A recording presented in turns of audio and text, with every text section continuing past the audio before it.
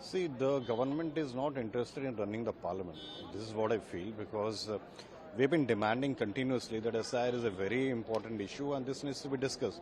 At one hand, the government is saying that they're willing to discuss, but they don't want to discuss SIR. We have already said that we suspect or fear that the elections have been stolen from us in Maharashtra, Haryana, Karnataka and so on. And Bihar, this exercise of conducting the special intensive review within 6 months is not really practically feasible. Already 65 lakh people have been deprived of the voting rights, and if it continues, then it will go on till more than 1 crore and 30 lakhs. And we want to discuss in Parliament. Parliament is the biggest panchayat in the country. And if after getting elected, we are not allowed to discuss such important issues in Parliament, then what is the use of Parliament? The government is not willing to discuss it. Today, the Honorable Prime Minister, he was supposed to answer a question during question hour. He was not present in the Parliament.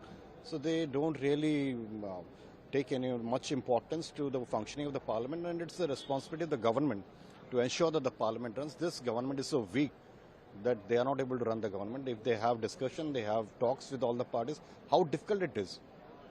This is very, very disappointing, and I hope the government takes cognizance of the thing and have discussion with everyone and has the parliament run. This is, and what is the use of government? If they say that this is a national calamity, it can't be prevented, what is the use of government? What is the use of the state government, central government?